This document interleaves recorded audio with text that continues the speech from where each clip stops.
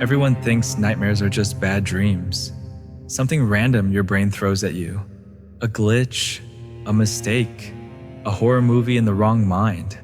But what if your nightmares aren't trying to hurt you? What if they're trying to talk to you?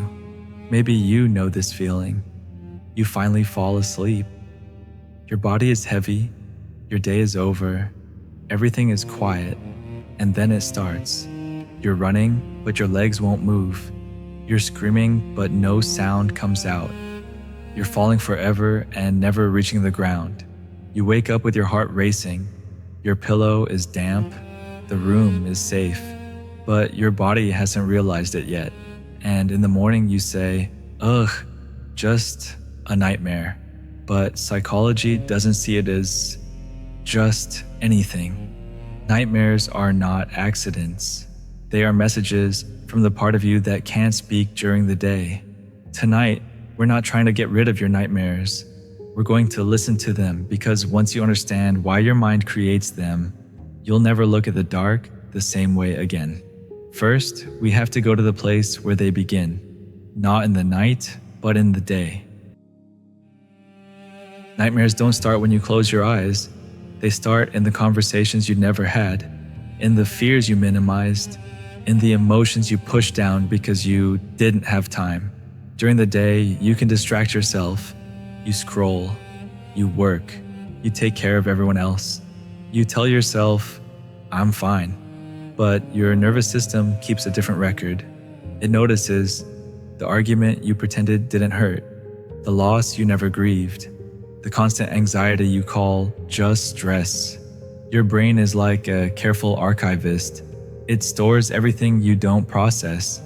And then at night, something happens.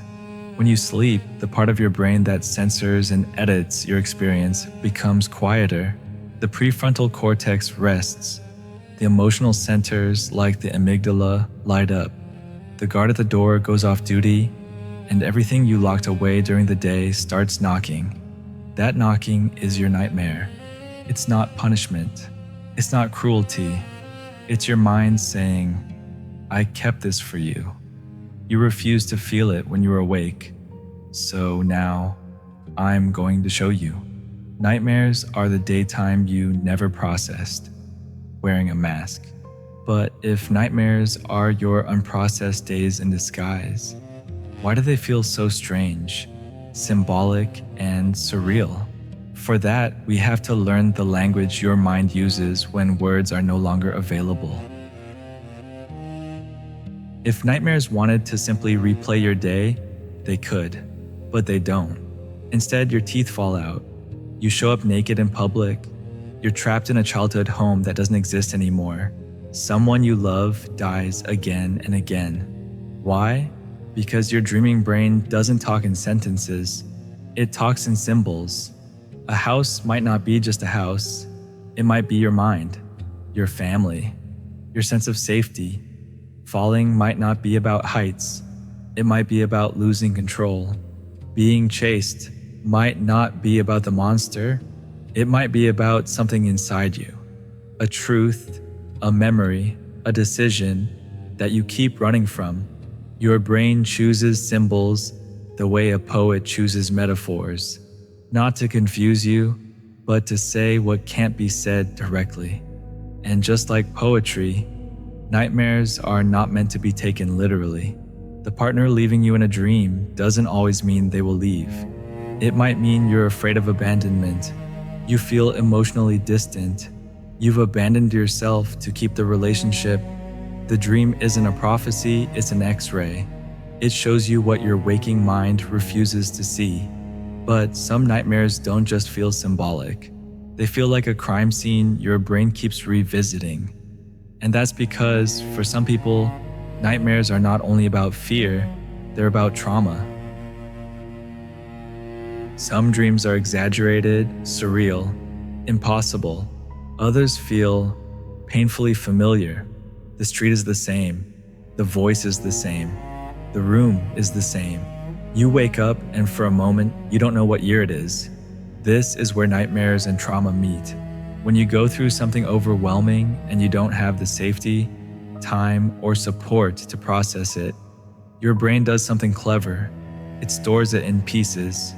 Pictures here, sounds there, body sensations in another corner, emotions locked in a room with no windows. During the day, you might feel numb but functional. At night, those pieces try to reconnect. A nightmare is your brain attempting to file the trauma into your story, but getting stuck in the same paragraph. So, it repeats again and again, not to torture you, but because the nervous system is still searching for an ending where you don't have to keep surviving the same moment. This is why trauma nightmares often feel vivid, loud, hyper-real, difficult to shake off. Your mind is trying to complete something that still feels unfinished. But not all recurring nightmares are direct flashbacks. Some are stranger, more symbolic, and yet they keep coming back. Why do some nightmares never seem to stop? For that, we need to talk about loops. Recurring nightmares are like psychological déjà vu. The same hallway, the same faceless figure, the same exam you never studied for. You might wake up thinking, why this again? Why can't my brain come up with new material? Because the goal of a recurring nightmare is not to entertain you. It's to get your attention. Your brain repeats what has not been resolved. If you constantly dream you're failing something, it might reflect a persistent core belief. I'm not good enough. I'm going to be exposed. If you repeatedly dream of being trapped, maybe there's an area of your life where you feel you have no choices. The nightmare returns because the situation, external or internal, hasn't changed. It's like a smoke alarm. You don't get angry that the alarm goes off again if there's still smoke. The real question is not, how do I stop this nightmare? It's, what is this nightmare trying to keep me from ignoring? And here's the twist. The more you fear the nightmare itself, the more powerful the loop becomes. You go to bed anxious. Your body is already on high alert. Your mind scans for danger before sleep even begins. Fear of having the nightmare becomes part of the nightmare. So if fighting nightmares makes them louder, what happens if, instead of running from them, you turn toward them? Most people treat nightmares like an enemy. They try to distract themselves before bed. They avoid sleep. They wake up and push the dream away as fast as possible. And yet, what we resist persists. Psychologically, one of the most powerful shifts is to become curious about your nightmare, not in the middle of it, but afterward, when you're awake, safe, and grounded. You ask, what was happening before the scary part started? Who was there and how did I feel around them? Where in my life do I feel something similar? What is this part of my mind trying to protect me from? You can even rewrite the ending. Close your eyes, recall the nightmare deliberately, and imagine your adult self entering the scene. You don't have to be a superhero. You just have to be present. You stand beside the terrified version of you. You speak, you intervene, you protect.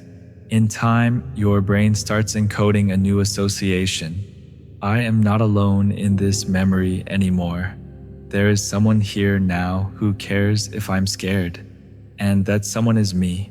Nightmares may still come, but they change. The colors soften, the pacing slows. The monster becomes smaller, less defined. Not because you erased your fear, but because you met it. But to truly change your relationship with nightmares, you have to change something even deeper. What you believe about yourself when the lights go out. Nightmares are not just about events. They're about beliefs. Hidden inside them, you'll often find sentences like, I'm powerless. No one will come. I'm always to blame. If I relax, something terrible will happen. These beliefs didn't start in your dreams. They started in real moments. When you cried and no one came. When you told the truth and weren't believed. When you needed safety and found chaos instead. Nightmares are like ink revealing invisible writing. They show you, in terrifying clarity, what your nervous system still believes about reality. And this is where healing becomes possible. Because once you can name a belief, you can begin to question it. You can ask, is it true that I am powerless now? Is it true that no one would help me if I reached out?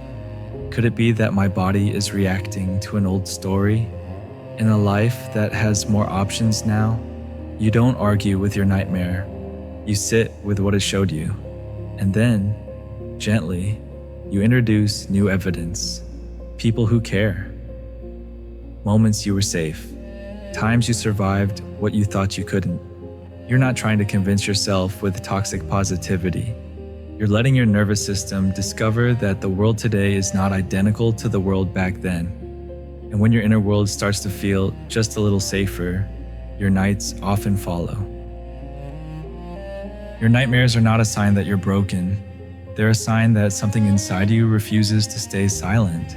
A mind that still cares. A body that still wants safety. A nervous system that is still trying to finish what was once too much. You don't have to decode every image. You don't have to love your nightmares. But the next time you wake up shaking in the dark, maybe you'll remember this. The dream ended. You are here. You are breathing. You have choices now that the child version of you never had. Nightmares are not the enemy of healing. Sometimes they're the invitation.